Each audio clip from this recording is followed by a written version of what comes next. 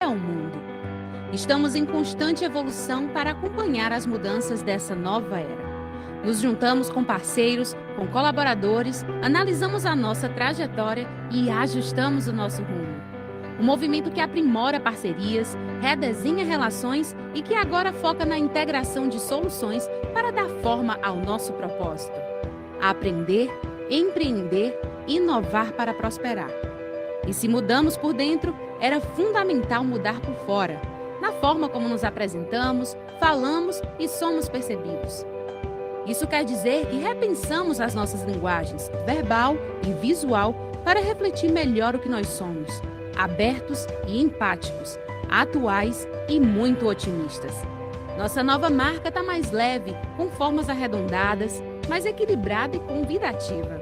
A partir do círculo em movimento, redesenhamos o nosso símbolo.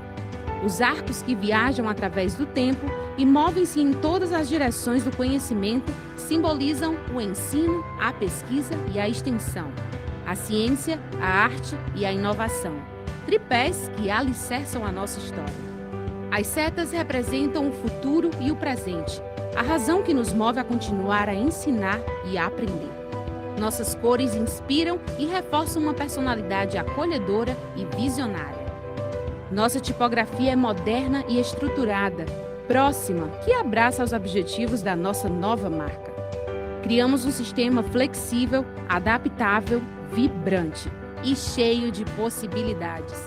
Possibilidades de estarmos ainda mais próximos e motivados para seguir em frente, ensinando e aprendendo.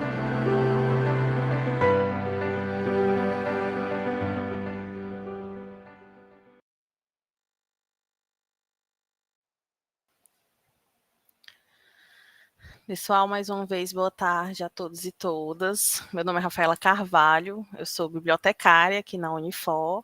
Eu estou à frente aqui da SIC, junto às bibliotecárias Daiane Araújo e Ariana Amorim, tá? Que são parte do setor de apoio ao ensino e à cultura, e ao setor... Só um minuto, gente.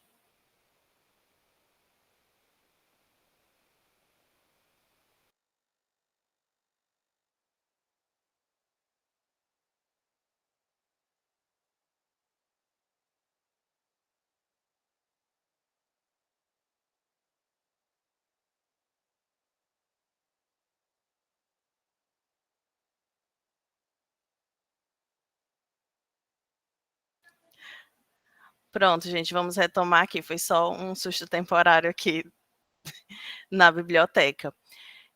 Meu nome é Rafaela Carvalho, sou bibliotecária da Unifor, estou à frente aqui da SIC, junto a Daiane Araújo e a Ariana Amorim, que são bibliotecárias junto comigo no setor de apoio ao ensino e à cultura e o setor de apoio à pesquisa.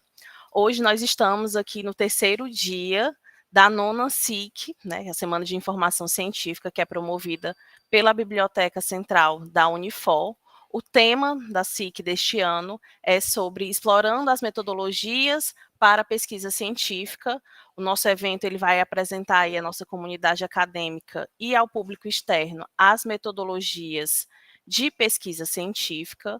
Nós estamos aqui na SIC desde o dia 24, né, apresentando aqui com convidados que têm um know-how sobre a área de pesquisa, para a gente aqui criar um espaço de diálogo sobre a pesquisa e a educação. No primeiro dia, nós tivemos a participação do professor Dr. Messias Diebe, que é da UFC, que ele falou sobre projetos de pesquisa.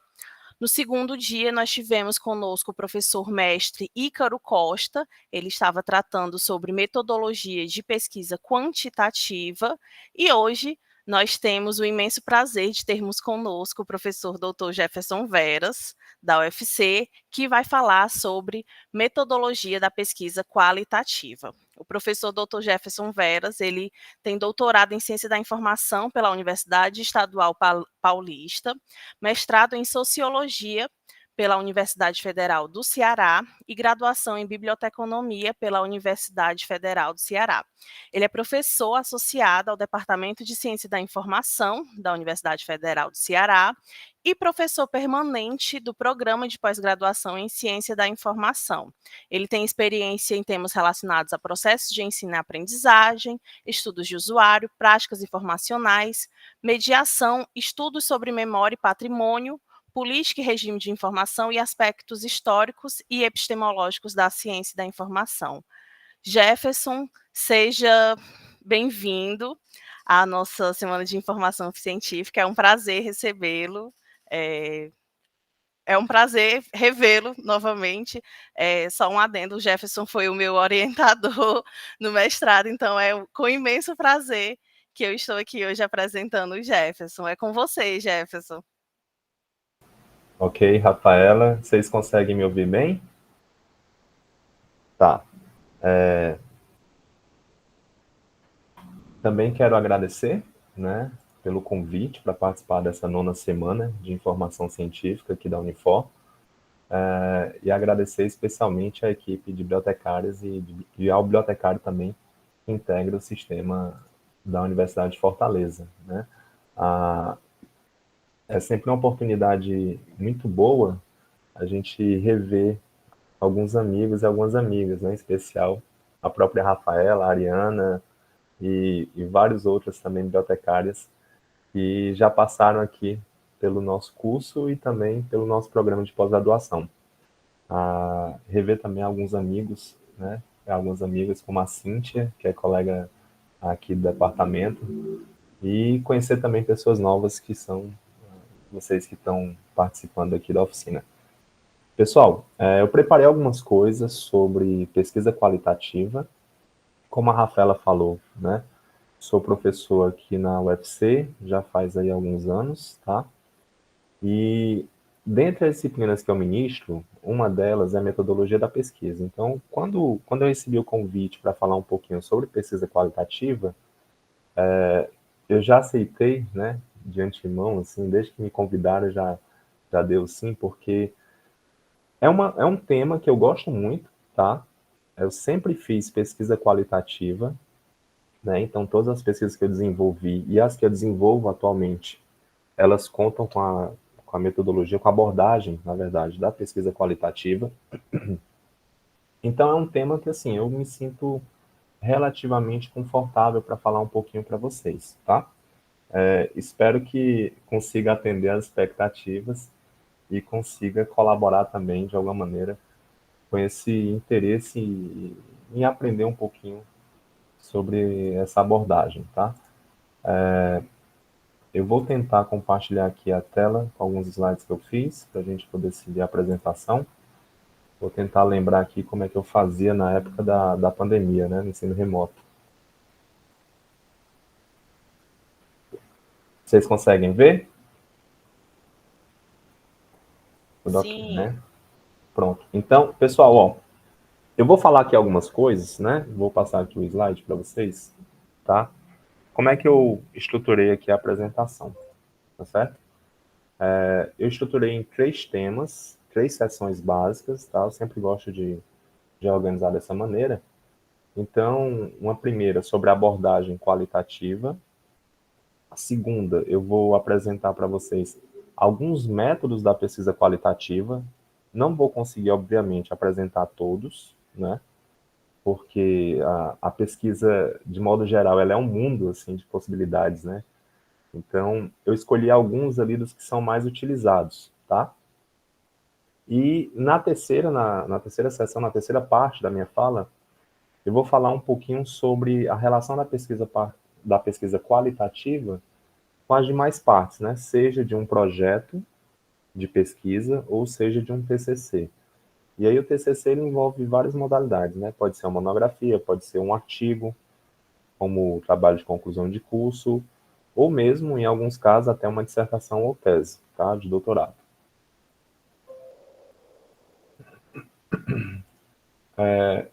Então, vamos lá, né? O que é a metodologia da pesquisa? Né? Todo trabalho científico, tá? Seja ele um artigo, projeto ou mesmo até o próprio TCC, que é o que os alunos de graduação costumam fazer para concluir os cursos, ele precisa de uma metodologia de pesquisa bem definida, né?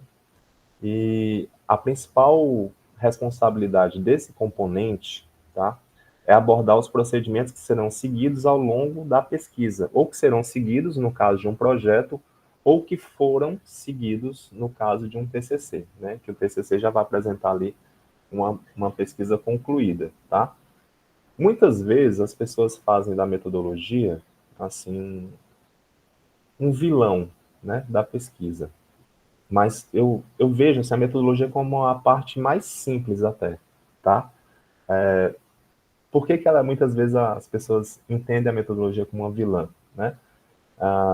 Porque elas buscam fazer ali uma discussão muito densa sobre metodologia. Às vezes elas vão para uma questão um tanto epistemológica, até falam sobre filosofia do conhecimento, vão dizer o que é um método científico. Isso não é necessário, tá? Seja num projeto de pesquisa ou seja no TCC, o que vocês devem fazer, na verdade, na etapa da metodologia, na seção da metodologia, é descrever o tipo de pesquisa, né? Como ela será aplicada ou como ela foi realizada, tá? Então é nessa parte que a gente explora ali os procedimentos de coleta de dados, assim como as técnicas e abordagens que guiarão a investigação ou que guiaram a investigação. Aqui os slides, o texto está sempre no plural, porque como eu aproveitei alguns slides da minha disciplina de metodologia da pesquisa, e lá nessa disciplina eu trabalho com os alunos a construção do projeto de pesquisa, então por isso que os verbos estão sempre no plural, aliás, no futuro, tá? Estão sempre no futuro. Mas sendo, no caso de vocês escreverem a metodologia de um TCC, que vocês vão apresentar uma pesquisa que já foi realizada, então vocês podem colocar os verbos no passado, tá bom? Então vamos lá, o que que a gente precisa para construir uma metodologia, né? A gente precisa primeiro definir a abordagem, tá? A gente precisa entender o nosso cenário ou os contextos sociais que a gente vai estudar. A gente precisa definir os sujeitos que vão fazer parte da nossa investigação. A gente precisa ter um objeto de pesquisa, né? Lembrando sempre, tá? Que o objeto, ele não está antecipadamente dado. O objeto, ele é socialmente construído. Ele é construído, inclusive, pelo próprio pesquisador, tá? Então, é o pesquisador quem constrói o objeto. Como é que ele constrói esse objeto? Muitas vezes, a partir da visão de mundo, a partir do modo como ele percebe a experiência cotidiana, ou também a partir do modo como ele vê a sua inserção em determinada realidade social, tá? Além disso, né, a metodologia ela conta com instrumentos de coleta de dados, são aqueles instrumentos que você vai aplicar para poder, você vai adotar para poder coletar as informações que você vai analisar, e em seguida, tá, algumas técnicas para poder analisar esses dados. Agora, sempre lembrando, pessoal, eu coloquei no slide, né, uma metodologia eficiente, tá? Mas é só mesmo para chamar atenção, porque na verdade nenhuma metodologia ela diz respeito a uma receita, né? Que você vai aplicar e ter ali sucesso com ela, tá bom? É tanto que na pesquisa, quando a gente está fazendo pesquisa, a gente se depara com muitos desafios. E a gente vai tentando contornar esses desafios, às vezes até de forma inventiva, né? O que eu quero dizer com isso? Fazendo uso da imaginação, tá? A gente vai tentando burlar esses desafios para poder conseguir coletar os dados para depois analisar. Pessoal, só uma coisinha que eu esqueci de falar aqui no início. Qualquer dúvida que vocês tiverem, tá? Vocês podem escrever aqui no chat. Não precisa esperar terminar a apresentação para colocar. Podem escrever aqui no chat ou mesmo ligar o microfone, tá bom? Podem ficar à vontade. Eu não me incomodo e nem vai atrapalhar aqui a exposição. Pelo contrário, eu até acho mais interessante porque fica ali a gente estabelece ali uma interação, né? Então, toda pesquisa, ela tem uma classificação, tá? Claro que essa classificação, ela é diversa, né? Ela é diversa e variável, então depende muitas vezes das áreas também onde ela será realizada, tá? No caso da pesquisa qualitativa, a gente está falando predominantemente do campo das ciências sociais e das ciências humanas, tá bom? Não que outras áreas não realizem pesquisa qualitativa e também não que as ciências sociais e humanas não realizem pesquisas quantitativas. Mas, geralmente, quando a gente fala sobre pesquisa qualitativa, a gente está ali associando ao campo das ciências sociais e ciências humanas, tá bom? Então, a gente precisa classificar a pesquisa, primeiramente, né, quanto à natureza e aos métodos, ou alguns autores também chamam de abordagens, assim como também no que corresponde, no que diz respeito aos objetivos e procedimentos. Eu vou falar um pouquinho para vocês disso, para poder depois entrar nos procedimentos, que é onde a gente vai gastar um pouquinho mais de tempo aqui na apresentação. Do ponto de vista da natureza da pesquisa, né? A gente tem a pesquisa básica, tá? Aquela objetiva, né? Gerar conhecimentos novos, porém sem uma aplicação prática prevista para ela. E a gente tem a pesquisa aplicada, tá? Que o objetivo é gerar conhecimentos para aplicações dirigidas, né, à solução de problemas específicos. Então, a diferença, basicamente, entre elas, principal entre elas, é que a básica ela não tem uma aplicação prática prevista, enquanto a aplicada já possui essa aplicação. Agora, ambas podem ser realizadas no âmbito da pesquisa qualitativa, tá certo? Por exemplo, uma pesquisa qualitativa de natureza aplicada, né? A fim de solucionar algum problema. Vou só pensar num exemplo aqui. A gente pode pensar numa investigação, tá? Sobre a percepção dos usuários acerca de um produto ou serviço com o objetivo, por exemplo, de melhorar o design ou melhorar a estratégia de marketing desse produto, né? Então, a gente precisaria ali investigar as experiências desses usuários para poder propor melhorias, tá? No design ou melhorias no marketing para poder atender diferentes públicos, né? Alcançar outros públicos além daqueles que o produto já vem alcançando. Ou, por exemplo, tá? Eu fiz uma pesquisa na época do meu mestrado, foi na sociologia, então fiz uma pesquisa sobre festas raves aqui em Fortaleza. A pesquisa, ela não tinha essa natureza aplicada. Mas, por exemplo, se sabe, né, é comum, tá, que nas festas raves, as substâncias psicoativas acabam fazendo parte ali do universo, o consumo de substâncias psicoativas acabam fazendo parte ali do universo das festas raves.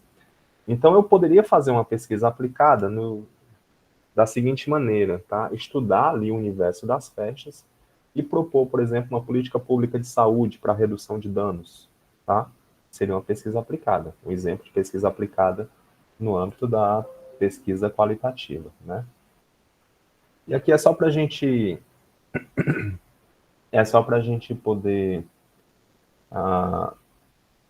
é só um esquema para a gente aprender melhor essa classificação, tá? Que a pesquisa básica ela envolve teoria e a pesquisa aplicada ela envolve também a teoria, mas além da teoria ela propõe uma solução para um problema, tá bom? Aqui é só para a gente fixar melhor o que foi dito, né? E aí do ponto de vista da abordagem, tá? A gente tem dois tipos, né? A gente tem a pesquisa quantitativa, que já foi trabalhada com vocês ontem, se não me engano, segundo a Rafaela falou, né? Se eu não estiver equivocado, foi ontem, tá? E a gente tem a pesquisa qualitativa. Qual a diferença entre elas? É que na pesquisa quantitativa há um caráter objetivo, né?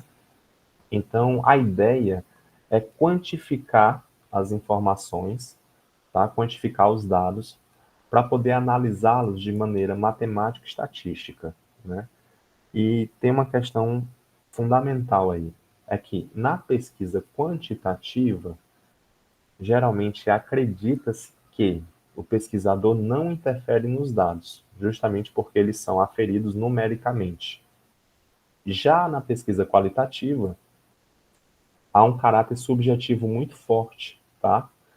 E aí, não dá para a gente desconsiderar, por exemplo, a relação, né, entre sujeito e pesquisados, por exemplo, né? A relação do pesquisador com o próprio mundo, tá? E aí ela é geralmente descritiva, já a palavra, tá, Luiz?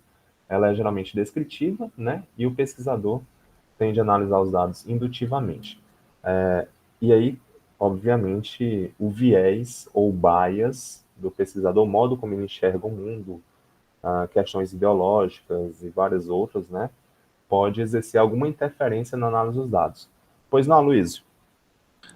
No caso de pesquisa eleitoral, assim, que tem a percepção do eleitor quanto ao governo, aí seria quantitativa, qualitativa, ou seria os Isso. dois? Geralmente é quantitativa, tá? Geralmente é quantitativa.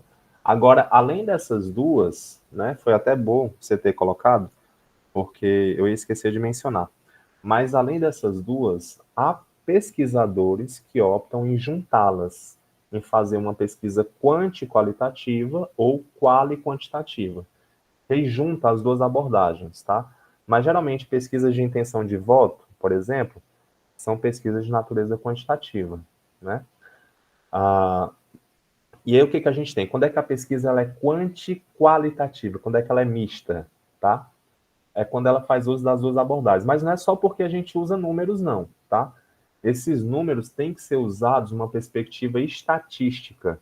Porque, por exemplo, vamos supor, se eu tiver entrevistado 20 pessoas e disser, entrevistei 20 pessoas e dessas 20 pessoas, 50, né?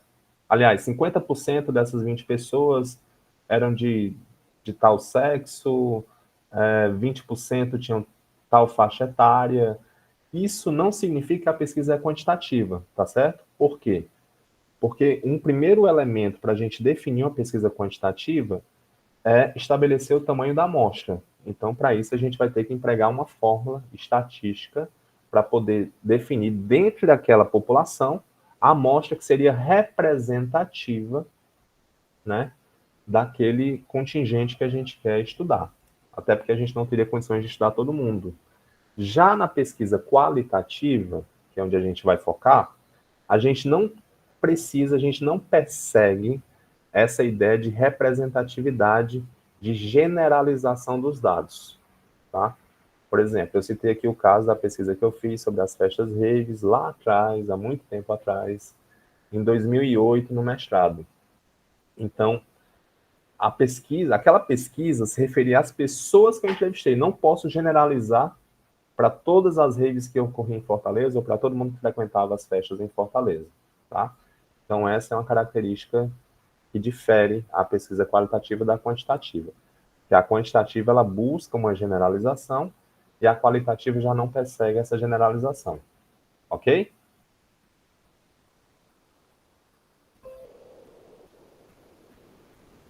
Foi claro, Luiz? Deu para entender?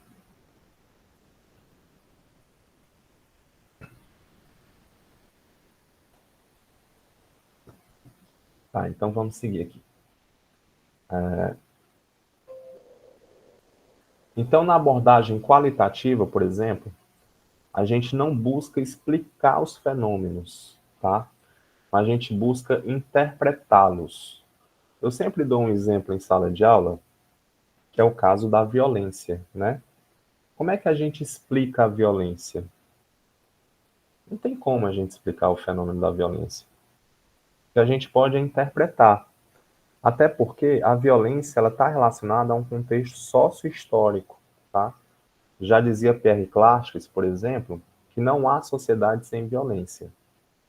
Então, todas as formas de sociedade que a gente teve, a violência esteve presente. Tá? Então, por exemplo, não dá para a gente atribuir uma causa específica à violência. A gente não pode dizer que a violência é por conta, por exemplo, da desigualdade social. Por quê? Porque em sociedades pré-capitalistas já existia formas de violência.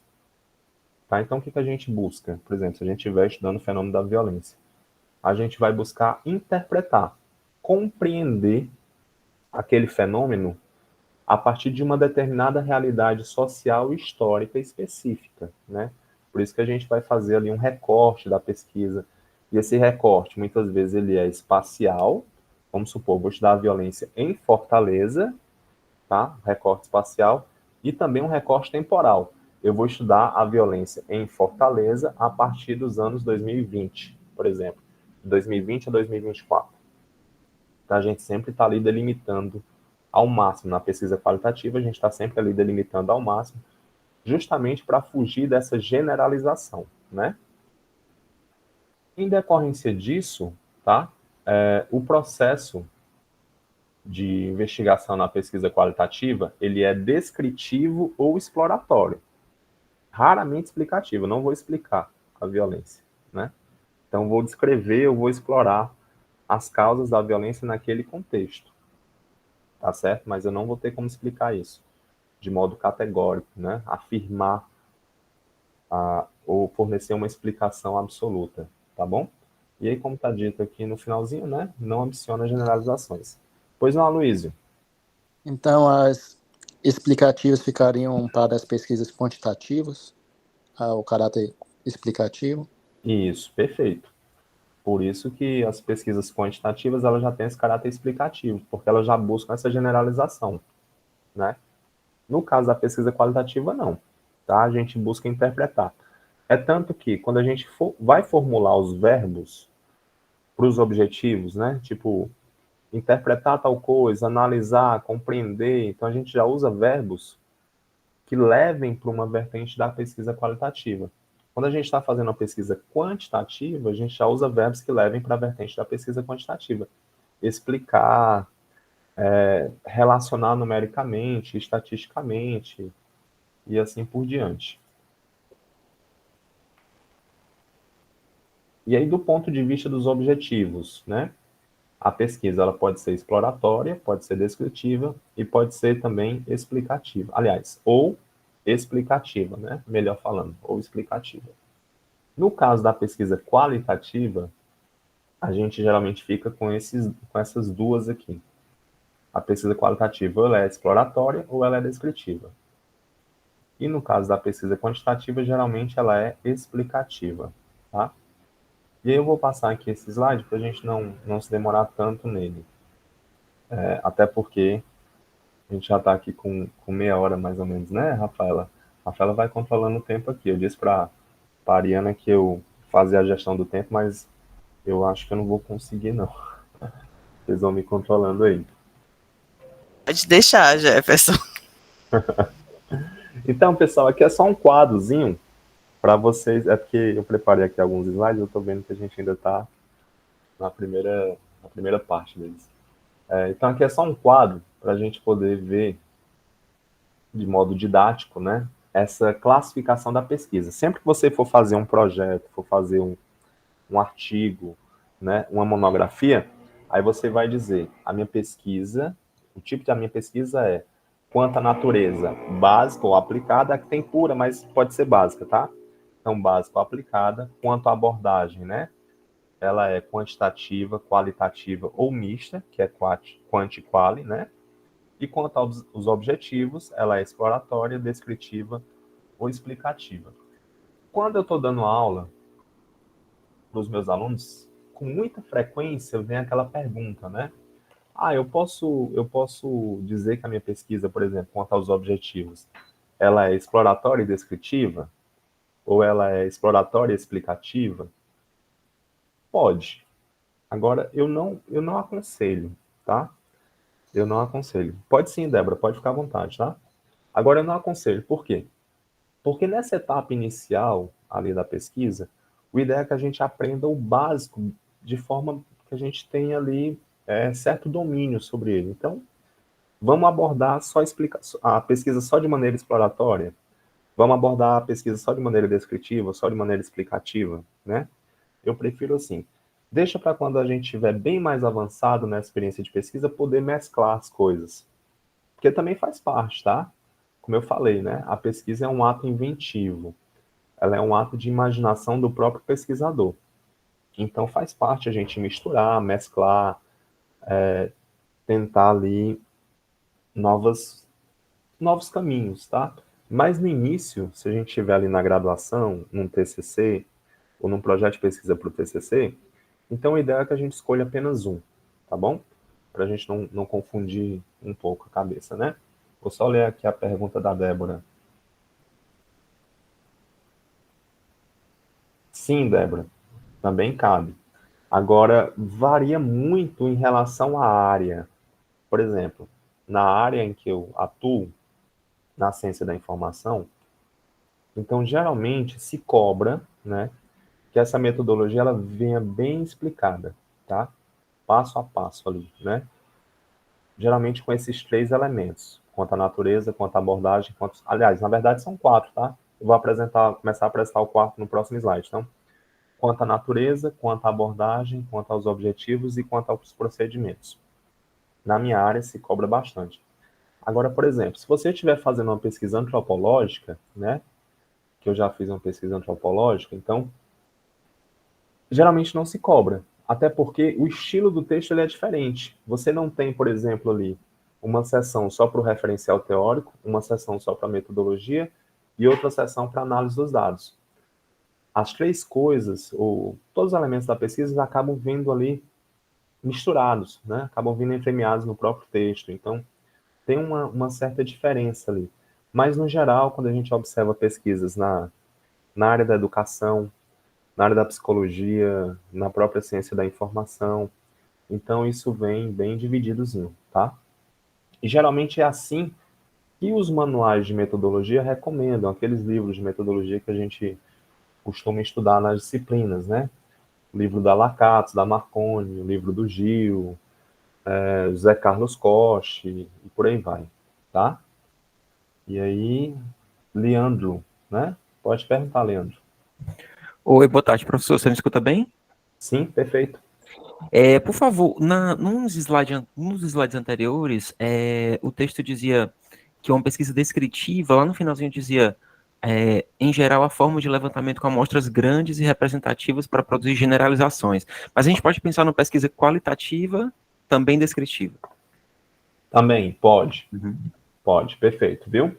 Bem observado, porque aqui eu aproveitei os slides, mas a gente pode. Agora, geralmente, na pesquisa qualitativa, o que eu recomendo, vai para a exploratória. Fica mais tranquilo, né? Porque você pode também aplicar questionários com a pesquisa exploratória. E aí você não precisa estender isso com uma amostra muito grande. Vou dar um exemplo. Vamos supor. Você é de qual curso, Leandro? Curiosidade. Eu vim da comunicação, mas atualmente eu estou fazendo doutorado em psicologia. Pronto. Vamos pegar jornalismo? Publicidade. Publicidade. Vamos pegar aqui o exemplo da sua graduação. Você me permite? Claro, com certeza. Pronto. Então, eu quero fazer uma pesquisa, vamos supor. Eu quero fazer uma pesquisa sobre os currículos em publicidade, dos cursos de publicidade no Brasil, né? Isso é uma amostra gigantesca, tá? A gente vai ter aí muitos cursos, então, para poder aplicar questionário junto aos professores e tal desses cursos. A gente vai ter uma amostra gigantesca, a gente não vai ter como dar conta. Aí poderia ser uma pesquisa descritiva. Aí você estabeleceria ali critérios estatísticos para definir uma amostra. Agora, por exemplo, como é que eu poderia fazer uma pesquisa exploratória nesse sentido? Fazer um estudo, aí você já vai reduzindo, né? Fazer um estudo dos cursos de publicidade existentes aqui no estado do Ceará, ou na cidade de Fortaleza, ou instituições privadas da cidade de Fortaleza, ou instituições públicas da cidade de Fortaleza, que aí eu acho que instituições públicas só teria o UFC, né? Então a gente já ficaria ali só um curso na amostra, entendeu? Então, dependendo, a gente vai afunilando. Mas se a pesquisa for qualitativa, aí o ideal é que seja exploratória. Mas nada impede também que seja descritiva. Eu já orientei alunos que levaram a pesquisa para essa abordagem descritiva, né? E fizeram a pesquisa qualitativa. Pronto. Obrigado, professor. Cíntia, imagina, estou à disposição. Cíntia, você quer falar? Deixei uma sugestão, pegando o gancho dos autores que você citou, que são bem conhecidos, eu deixei um link de um livro que eu gosto bastante quando eu oriento, de Prodanov e Freitas. É um livro de metodologia, tem inclusive um quadro que eles fazem toda essa ramificação que você compartilhou aqui também, é bem didático. Então, deixei a sugestão aí para vocês. Ótimo, excelente. Obrigado, Cíntia. Excelente. Então, vamos lá. Seguindo, né? Então, pessoal, aqui quanto ao procedimento, tá? Eu estou aqui falando e de olho no relógio também, eu acho que até 7 horas da noite a gente termina aqui. Brincadeira, viu? 5 horas eu tenho que buscar meu filho na escola. Então, vamos lá. Quanto aos procedimentos, aí são vários, tá? E a gente tem uma infinidade possibilidades, né? Então, a pesquisa pode ser bibliográfica, documental, estudo de caso, experimental. Aí, quando ela é experimental, geralmente é uma pesquisa quantitativa. Ex post facto também é uma pesquisa quantitativa. Quando ela é de campo, geralmente é qualitativa. E assim vai, tá? Esse aqui é só um exemplo das possibilidades quanto aos procedimentos. E aqui seria a quarta característica da pesquisa de vocês, né? Vamos lembrar lá, tá? Vamos relembrar. Quanto à natureza, quanto à abordagem, quanto aos objetivos e quanto ao procedimento. Hoje, eu escolhi para falar para vocês sobre 7 procedimentos, né? Então, eu vou tentar ser breve aqui, falando sobre eles, para a gente poder dar conta do horário, do tempo estabelecido aqui, do prazo que me deram. Mas qualquer dúvida, tá? Eu vou deixar também meu e-mail ao final aqui da apresentação, aí vocês podem mandar mensagem por lá e eu vou responder na medida do possível. Então, a gente tem pesquisa bibliográfica e documental. Seriam 2 tipos também de pesquisa qualitativa. Também pode fazer pesquisa bibliográfica na perspectiva quantitativa, tá? Inclusive, na nossa área, é feito muito isso, e se chama bibliometria, né? Então, algumas pessoas chamam bibliometria, cientometria e tal. São pesquisas métricas, né? Acerca de produções científicas. Agora é interessante a gente destacar uma coisa, tá? Toda pesquisa, né, em qualquer área do conhecimento, ela vai exigir uma pesquisa bibliográfica. Então, não necessariamente a pesquisa bibliográfica vai ser o principal procedimento da sua investigação. Pode ser que sim, tá? Mas pode ser que não. Pode ser que ela seja apenas um elemento ali inicial da sua investigação, já que não tem como a gente fazer uma pesquisa sem antes partir de um levantamento bibliográfico, né? Então, também há uma outra questão que é uma confusão grande entre pesquisa bibliográfica e pesquisa documental, tá bom? Qual a diferença entre elas, né? Eu vou falar um pouquinho aqui da pesquisa bibliográfica, vocês vão entender ao final. Mas a pesquisa bibliográfica, ela alude ao estudo e análise de documentos, né, do domínio científico, tá? Domínio científico, vocês têm que guardar essa expressão, né, para pesquisa bibliográfica. E aí, quais seriam esses documentos de domínio científico? Livros, periódicos, dissertações, teses, tá? Artigos científicos, né? E assim como vai, e assim por diante, né? Que é tendo como principal finalidade, tá? Proporcionar ali um contato direto com publicações que tratem sobre o tema em questão. E aí aqui a citaçãozinha de Gil, né? Para a gente recorrer ali aos autores clássicos aí da metodologia da pesquisa, né? Que Gil afirma que pesquisa bibliográfica ela parte de material já publicado, tá bom? Então, você vai se basear em material que já foi publicado, em um artigo já publicado, em uma tese já defendida, uma dissertação já defendida, ou em um TCC que já foi apresentado, né? Eu vou passando aqui, tá? E aí, claro, quando você está fazendo a pesquisa bibliográfica, você vai precisar fazer uma avaliação desse material. E essa avaliação compreende, né, o ato de ler, selecionar, alguns casos fichar e arquivar o que você está lendo. Hoje em dia a gente não trabalha tanto com aquelas fichas que a gente fazia fichamento, né? A gente não trabalha. Mas quando eu fiz a graduação, lá atrás, nas disciplinas de metodologia, sempre recomendavam, você compra a fichinha lá na livraria, na papelaria e tal, e você faz um fichamento do texto, com citações, com a referência, para quando você precisar daquele conteúdo, você ter acesso, conseguir localizar facilmente, né? Hoje em dia a gente já não faz isso, mas a gente tem outras ferramentas que já nos possibilitam, inclusive até aplicativos, né? Eu tenho um orientando de mestrado, que ele está fazendo uma pesquisa sobre mediação algorítmica, né? Filtragem de conteúdos nas redes sociais e tal. E aí, ele é programador e desenvolveu um programa e tem auxiliado na análise dos dados da dissertação dele. Ele tem trabalhado com artigos sobre mediação, artigos internacionais, e o próprio software ele já faz ali uma busca dentro do próprio artigo e já seleciona partes que são interessantes, como se fosse uma pré-seleção, né? Um fichamento prévio ali de partes do texto que ele já está analisando no próprio corpo da dissertação. Já poupa um trabalho grande para ele, isso, né? E aí, na prática, tá? Isso aqui é interessante porque a gente observa que o conhecimento prévio do assunto, né, pode auxiliar o pesquisador no momento da seleção do conteúdo. Por quê? Porque esse conhecimento prévio, ele facilita em relação ao tempo, né? Quando a gente está fazendo pesquisa, a gente é muito cobrado em relação ao tempo. Então, a gente não tem condição de estar lendo tudo o que existe ali sobre a temática, né? A gente tem que selecionar as principais coisas, os principais autores, aqueles autores mais renomados e tal. Então, esse conhecimento prévio, na prática, ele auxilia, tá? Poupa tempo, né?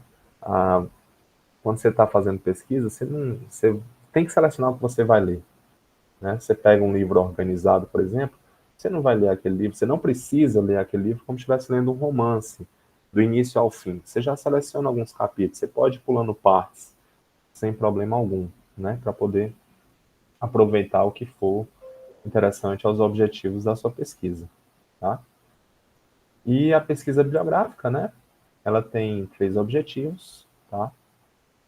Que são, né, abordar os conceitos básicos, identificar os principais autores e, se for o caso também, você perscrutar justificativas para o trabalho. O que seria isso, né? O que seria perscrutar justificativas para o trabalho? De repente, você vai desenvolver uma dissertação, pegar o exemplo aqui do Leandro, né? Vamos supor, o Leandro vai fazer uma dissertação sobre um conceito de xiste em Freud. Só um exemplo, tá, Leandro? Então, vai fazer uma dissertação sobre o conceito de xiste em Freud, né? E aí, e ele identificou que, por exemplo, esse conceito não é muito pesquisado na área da psicanálise, tá bom? Então, ele pode utilizar isso como justificativa, né? Ele fez um levantamento, viu que esse conceito não é muito pesquisado, não é um conceito muito debatido ali, né? No campo da psicanálise, e levar esse conceito para o campo da psicologia para poder dizer, ó, como não é um conceito tão trabalhado assim nos saberes psi, então eu vou fazer uma dissertação sobre esse conceito, né?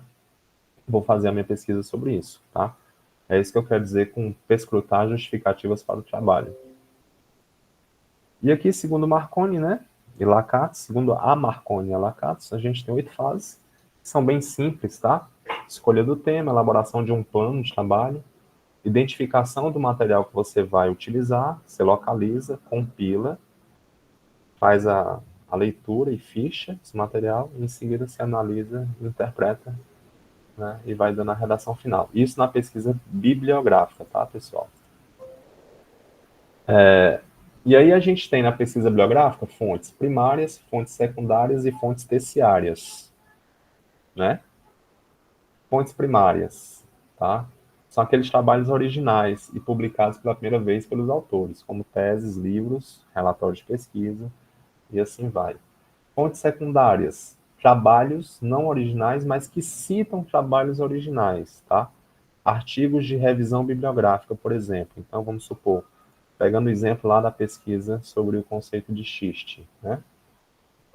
Então, um trabalho, eu posso pegar ali uma revisão de literatura de um autor que ele selecionou outros artigos que falam sobre o conceito de xiste, para a partir deles eu ir para fontes primárias, tá?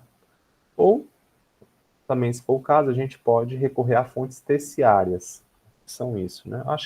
Eu tenho percebido que as fontes terciárias, elas estão sendo cada vez menos utilizadas na pesquisa científica, até pela praticidade de busca que a gente tem e de acesso a documentos, né? A artigos científicos e repositórios institucionais, bases de dados e tal. Mas o que seriam fontes terciárias? Por exemplo, antigamente publicava-se muito isso, caderno de resumo de dissertações defendidas no programa de pós-graduação em psicologia da Unifor. Então, a partir daquele caderno, né? Sim, Camila, perfeito, eu vou disponibilizar os slides. Então, a partir daquele caderno de resumos, eu teria acesso ali às dissertações e os resumos delas, né? Aos resumos delas, para poder escolher qual trabalho eu iria ler, ou vou ler, né? Para poder fundamentar minha pesquisa. Pois não, Cíntia? Na verdade, eu ia chegar nesse ponto, recomendando o que a gente costuma falar de fontes terciárias, mas você já mencionou dos repositórios. Hoje, com as facilidades da tecnologia, né, eu vejo muitas fontes terciárias como mecanismos de organização das fontes secundárias e primárias, porque as secundárias, para mim, elas ficam pisando um pouquinho ainda nas primárias, né, mas sem aquele caráter de tanta originalidade. Isso, né? E dependendo do tipo de pesquisa, então, por exemplo, estou fazendo uma dissertação, pegando ainda o exemplo lá do conceito de Fichte, né? Estou fazendo uma dissertação sobre esse conceito, lá no Freud e tal, aí na minha dissertação não tem nenhum trabalho do Freud, é só de autor comentando Freud. Fica meio esquisito, por exemplo, né? Dependendo do tipo de pesquisa, você tem que recorrer mesmo às fontes primárias. E, se possível, né, até as fontes ali no idioma original, porque a tradução também tem perdas, né? Vou ler aqui a pergunta do Felipe, Antônio Felipe.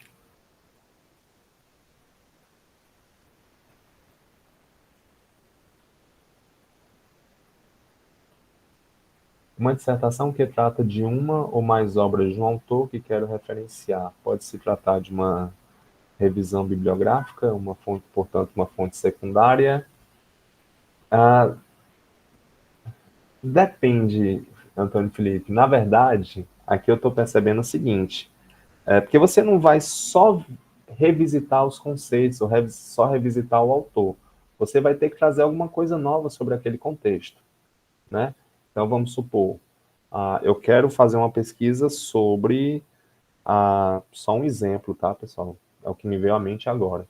Sobre a representação feminina na obra de Clarice Lispector, por exemplo. Então, não posso ficar só na Clarice Lispector. A representação feminina seria algo novo na pesquisa.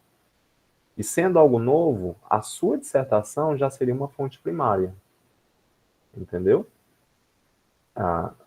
Você não vai ficar só na Clarice, né? Você não vai ficar só preso ali aos livros, aos contos, às crônicas, ou cartas também, da Clarice Lispector. Jefferson, você me permite só uma Claro, complementação? claro, O que perfeito. eu observo na literatura não é o centro, o foco da apresentação, mas só para contextualizar para os demais, não existe um conceito assim unilateral, consensual, na verdade. O que eu percebo é que tem autores que pegam determinadas fontes e classificam como primárias, outros vão pegar aquela mesma fonte e entender como secundárias. Acho que o mais importante é a gente compreender que quanto mais elas se aproximam das terciárias, a gente está, na verdade, organizando essas fontes, e quanto mais a gente está perto da primária, a gente está consultando um texto mais próximo de uma originalidade. Sim, isso, né? Então, depende muito também, tá, Felipe? Mas, sobretudo, do que você busca na sua pesquisa, né? Tudo que você for fazer, você vai ter que olhar para os seus objetivos. Até porque lá no final, a banca vai lhe cobrar isso, né? Se os seus objetivos foram alcançados e como você atingiu esses objetivos, tá? Então, vou passar um pouquinho aqui. Pesquisa documental, né? Então, ela se caracteriza pela busca de informações que não receberam tratamento científico, tá? Então, na pesquisa documental, a gente não vai usar artigo científico, não vai usar tese, dissertação e tal. A gente recorre a outros materiais, como, por exemplo, reportagens de jornais, revistas, cartas, né? Fotografias e várias outras coisas.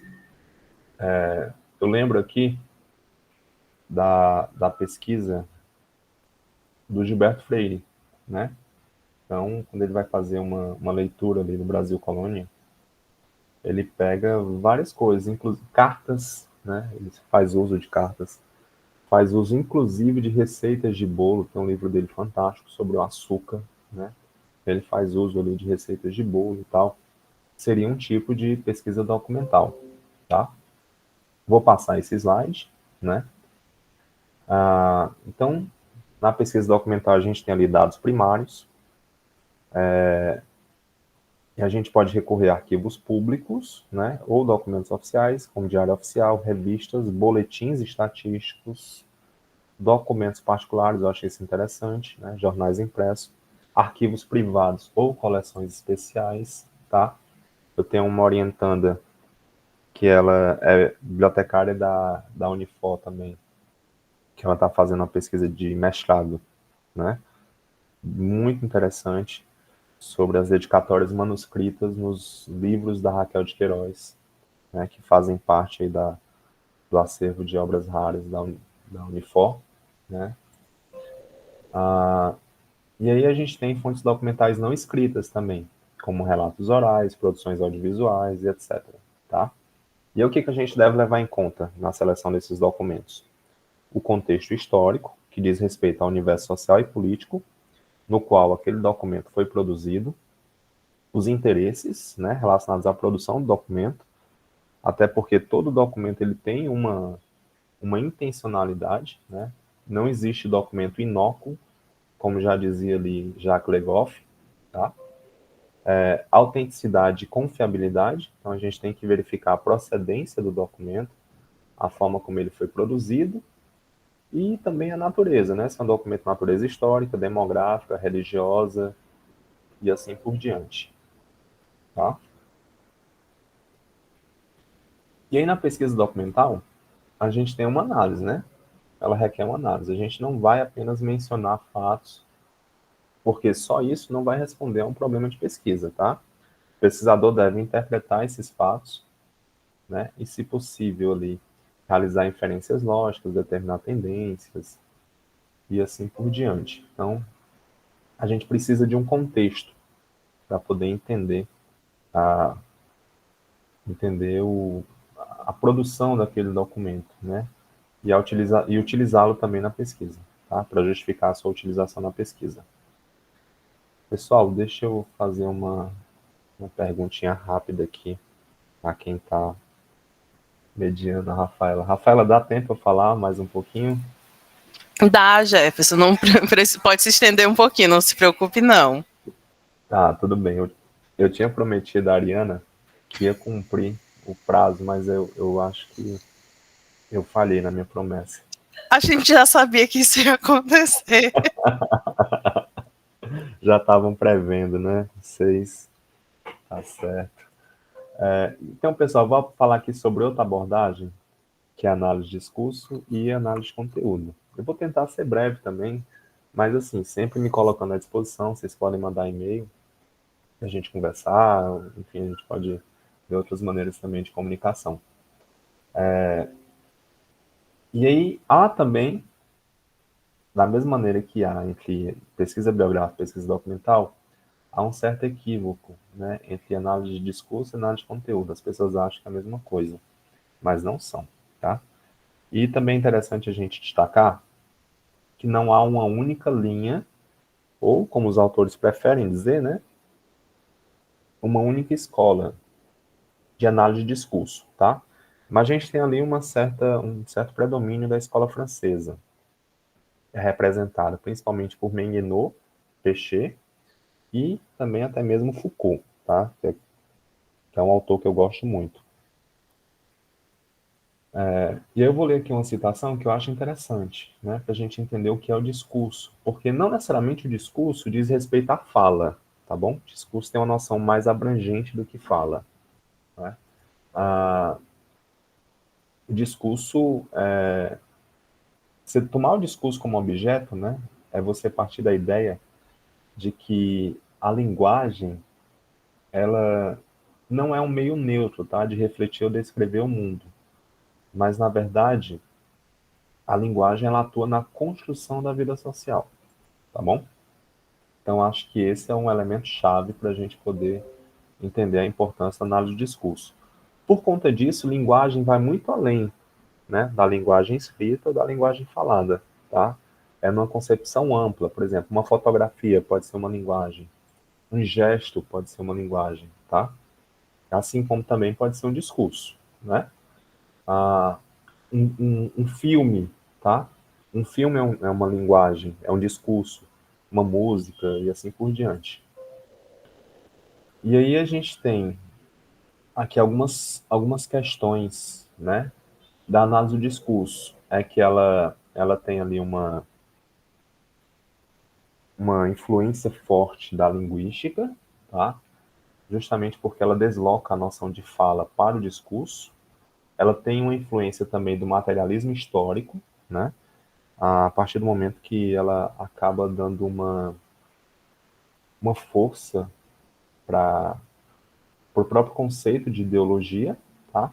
E também da própria psicanálise. Como ela lida com linguagem, então, obviamente, que ela precisaria também fincar o pé ali na psicanálise, né?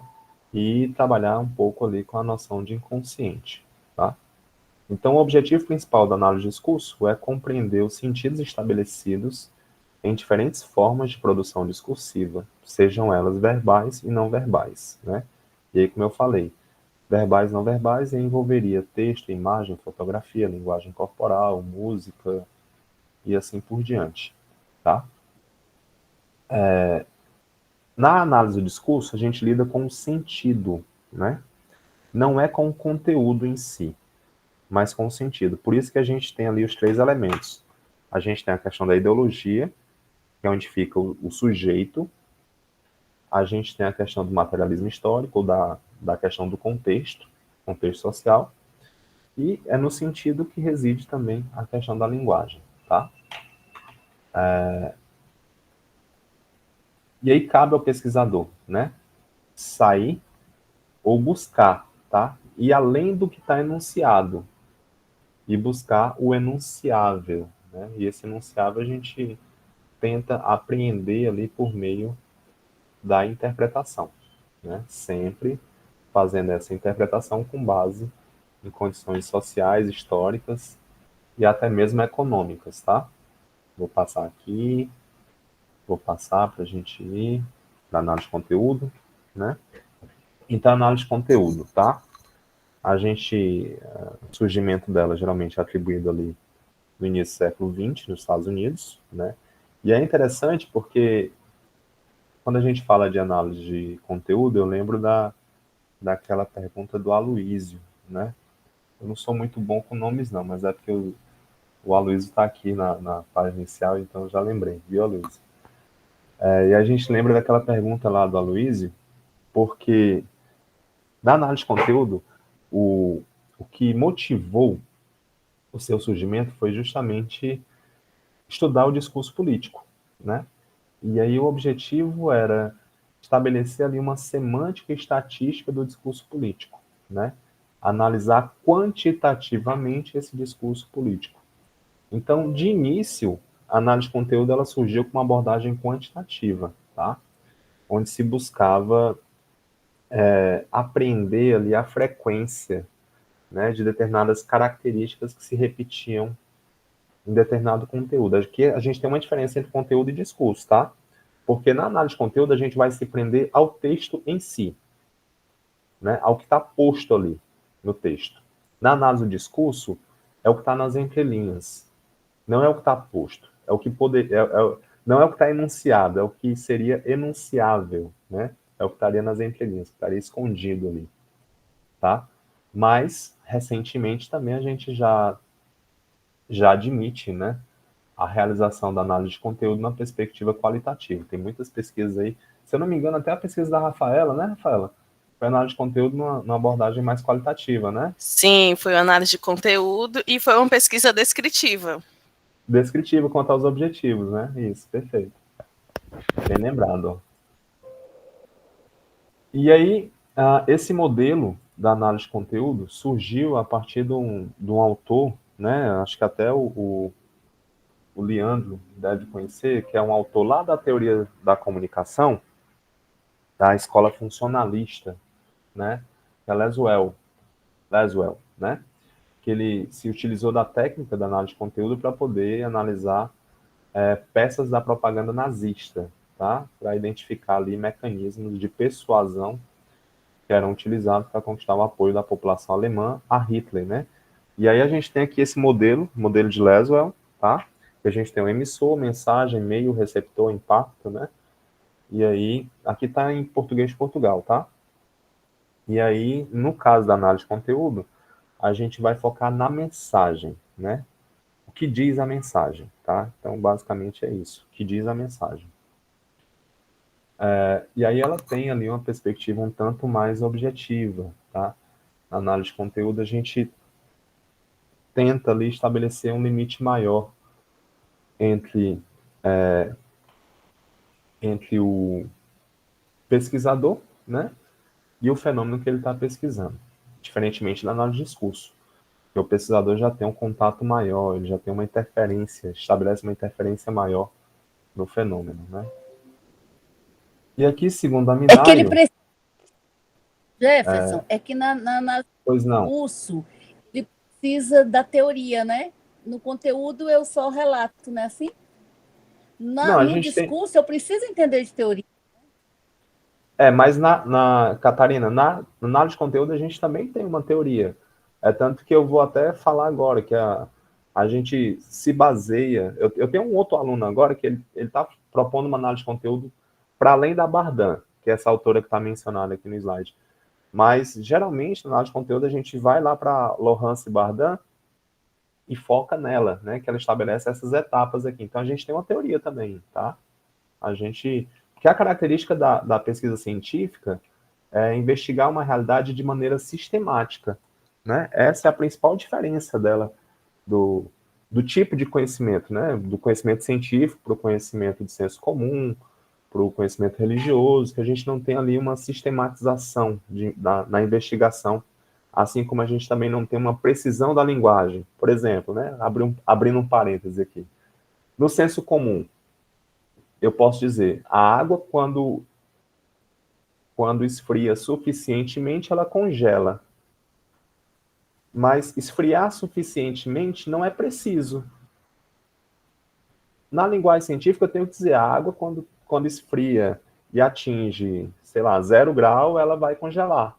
Da mesma forma, quando ela vai ferver, né? Quando ela atinge ali 100 graus, quando ela esquenta a 100 graus. Então, essa é a diferença ali do senso comum para o conhecimento científico. Então, quando a gente está falando aqui de métodos, né, de pesquisa e tal, então tudo vai ter uma teoria, tá?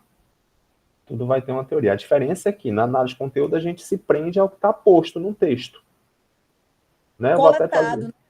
Coletado e o que está posto, né? Assim? Isso, no discurso, isso. ele tem, e na análise do discurso eu tenho subjetividades do pesquisador, inclusive. Ah, tá. Perfeito. Era isso que eu...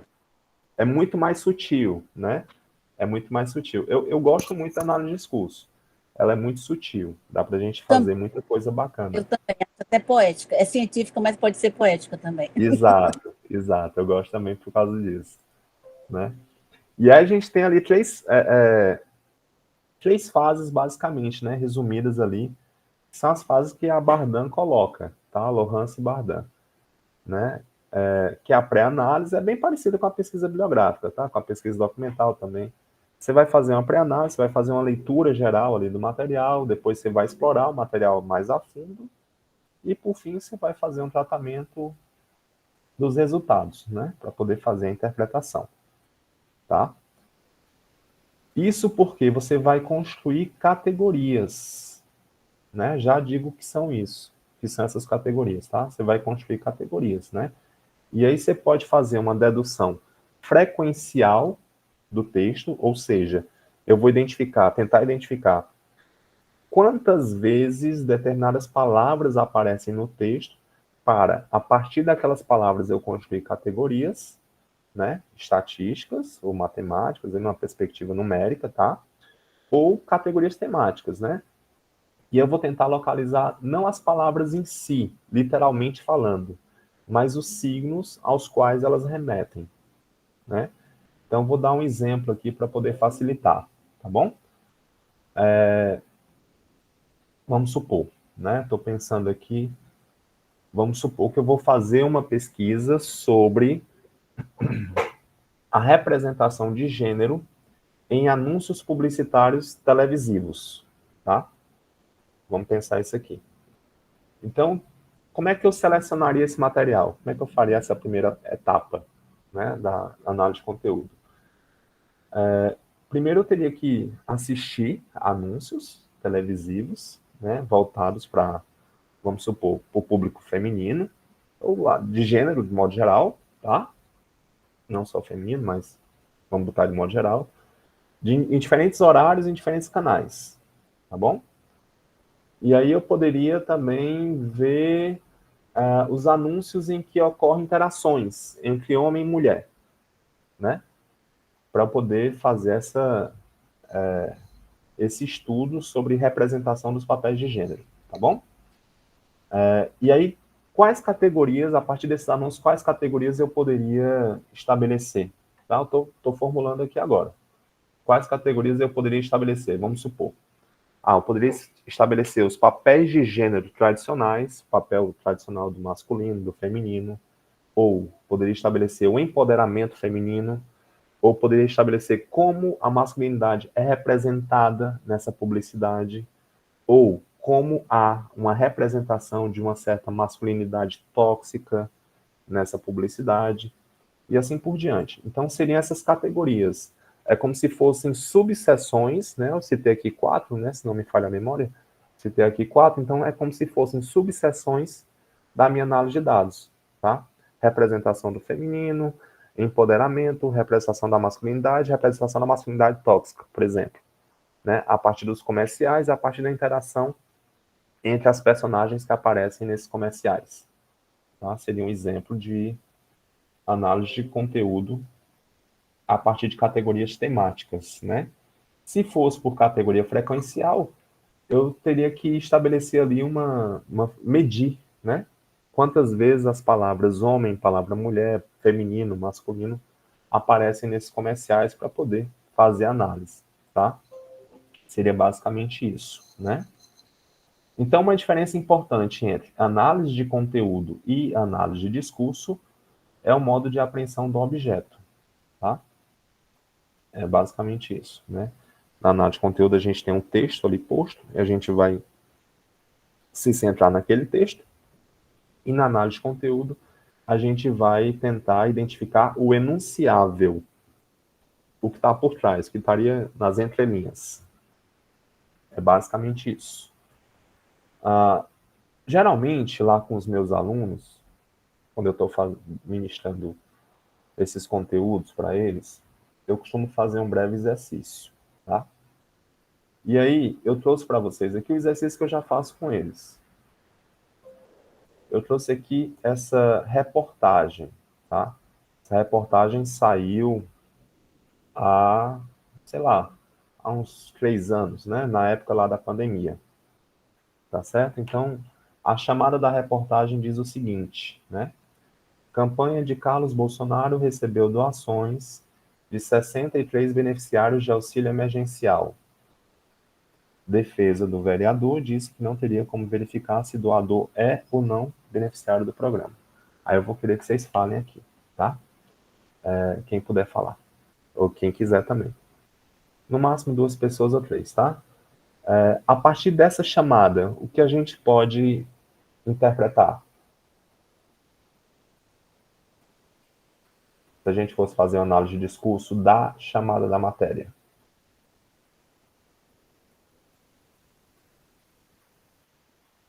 Pois não, Leandro? E ele se aproveitou de beneficiários de um programa de auxílio, né? Isso, ou de repente, né? Eu, por exemplo, quando eu li a matéria, eu fiz a seguinte leitura, né? Eu disse, é um caso de corrupção. Tá forjando ali, né? Usou laranjas e tal para receber um dinheiro para a campanha. Eu fiz essa leitura, por exemplo, né? Uhum. É possível. Mas lendo a matéria, né? Lendo a matéria, eu vi que As pessoas quiseram doar, foi isso? quiseram doar. Os Minions quiseram doar. Dá a impressão também disso. Que É, eram 63 Minions doando dinheiro para o Carlos, né? Exato. As pessoas que doaram eram realmente apoiadores, né? Apoiadoras da campanha. E ao ponto, assim, tão fortemente de sacrificar ali um percentual do auxílio emergencial para doar para a campanha. Então, não tinha nenhum caso de corrupção. As pessoas doaram mesmo. Agora, por isso que eu te dou já a palavra, viu, Débora? Por isso que é importante a gente perceber o contexto, né? Porque se a gente estivesse lendo só ali a chamada, e dependendo da nossa inclinação política, ideológica, da nossa visão de mundo e tal, Então a gente iria para um caminho que, na verdade, não seria o caminho do texto em si, né? Mas eu já trago outro exemplo para vocês. Pois não, Débora? Tá me escutando? Perfeito. Sim. Ah, beleza. É porque, assim, na notícia fala, campanha de Carlos Bolsonaro recebeu doações de 63 beneficiários de auxílio emergencial. Aí a defesa dele disse que não teria como verificar se doador é ou não beneficiário do programa. Eu acredito que essa pessoa que defende ele, né, tá querendo dizer que ele não foi realmente 100% que era o pessoal do auxílio. Não, 63 beneficiários. Não dá para provar se esses 63 beneficiários são ou não do programa, porque é muita patifaria, né? Ele receber doações de gente que... Porque o pessoal do auxílio emergencial é gente que passa necessidade, né? E ele receber doações desse pessoal é uma coisa absurda. Mas as pessoas quiseram doar Mas mesmo. é alienação, as pessoas são alienadas, e aí por isso doam. Existe isso também, infelizmente. As pessoas verdade. apoiavam a campanha mesmo, eram eleitoras, né, e tal, e doaram. Então, Uhum. Gente, vamos continuar. E aí eu vou seguir para outro exemplo, tá? Sem polemizar, nem precisa a gente polemizar, não. É só para a gente entender aqui como funciona, né? Só para a gente entender aqui como funciona. Ó, aqui, tá? Aqui, eu podia ter trazido outros exemplos, é porque aqui eu já aproveitei de alguns slides que estavam prontos. Aqui foi do discurso lá de 7 de setembro, né? Um discurso ali bem marcante, tá? Bem icônico mesmo. Dá para a gente pegar vários elementos desse discurso. Aqui dá para a gente fazer tanto uma análise de discurso como uma análise de conteúdo. Dá para a gente fazer uma análise de discurso pela foto em si. Por exemplo, né? O que está sendo defendido, o discurso que está sendo trabalhado na foto, né? Um discurso com as cores do Brasil, né? Aquela coisa do patriotismo e tal, um discurso de veneração do empresariado, né? Por exemplo, um discurso de família, aquela família tradicional, né? Se estabelece como tradicional, aquela coisa toda, né? Que você já sabe. Então, só pela imagem já dá para a gente fazer um discurso. Agora, se a gente... É uma análise de discurso. Agora, se a gente quisesse, por exemplo, tá? Fazer uma análise de conteúdo, aí eu vou botar aqui o exemplo, não é para polemizar não, tá? É só para a gente entender como funcionaria. Então, se a gente quiser fazer análise de conteúdo do discurso 7 de setembro, por exemplo, é bem fácil aqui, tá? Porque é um exemplo bem fácil, né? Porque eu até marquei já para facilitar lá na minha disciplina. Então, a gente já vê palavras grifadas que dá para a gente construir categorias, né? Verde e amarelo, liberdade, Deus, aqui família, né? Corrupção, patriotas, bem aqui cristã de novo, propriedade privada, combate à corrupção, né? Deus, família, tal. Liberdade, Superior Tribunal Federal e etc e tal, tá? E aqui o grande finale, né? Aí foi um beijo. Só aqui já dá para a gente construir aquelas categorias que eu falei lá da análise de conteúdo e da análise de discurso, tá? Quais seriam essas categorias para a gente pegar um exemplo, né? Sem a gente abordar de forma mais aprofundada. A própria questão, tá? Do patriotismo, a própria questão da religião no discurso, né? E a questão da família, muito claramente, tá? Muito claramente, né? Independente da gente pensar igual ou pensar diferente, né? Aí a voz do pesquisador pode entrar no texto aí. Aí você pode fazer a leitura e fazer as críticas que você julgar necessárias e coerentes e tal. Mas é muito fácil aqui, tá? Porque são palavras que se repetem ali. Então ajuda, né? Ajuda nessa análise de conteúdo, assim como também ajuda na análise de discurso. Vai depender do pesquisador qual linha ele quer abordar. Pessoal, eu vou pedir permissão para a gente ficar por aqui, então. Já são 5 horas, né? Jefferson, muito obrigada por Eu tinha preparado outras coisas aqui, mas aí, ó, rapidinho, viu, Rafaela? Tudo bem. Mas aí, ó, aí vocês falem depois aí pro pessoal da biblioteca, é um pessoal muito competente, que aí vocês já marcam uma segunda parte, ó, que a gente aborda lá o restante, ó. A gente pode até combinar de repente, próxima sexta, quando vocês tiverem disponibilidade, pessoal da biblioteca, a gente já marca uma segunda parte aí, viu? Mas aí, né, só para poder encerrar, viu, Rafaela? Pessoal, então agradeço demais pelo convite, tá? Pra vocês terem ficado aqui, né, em plena sexta-feira, até às 17 horas, tá? E aí, dizer que estou à disposição, tá? À disposição das colegas da Unifor, da biblioteca, dizer que estou à disposição de vocês que estavam aqui assistindo, né? Aqui tem meu e-mail da UFC, tá bom? E aí, se quiserem conversar mais, como eu falei, estou à disposição, a gente pode marcar assim que vocês desejarem, viu? É isso, Rafaela. Jefferson, muito obrigada. Valeu demais. Muito obrigada pela sua fala. A metodologia qualitativa ela é algo essencial, né, para o pesquisador de diversas áreas, não só para ciências humanas e sociais, ela é utilizada também em outras áreas. E aqui a gente teve uma belíssima aula sobre metodologia. Se a gente pudesse, tivesse tempo, eu tenho certeza que todo mundo ficaria aqui mais tempo para terminar aí a apresentação. Muito obrigada a todos que estiveram. Dá para fazer uma semana só de qualitativa, né, Rafaela? Com certeza, dá com tranquilidade.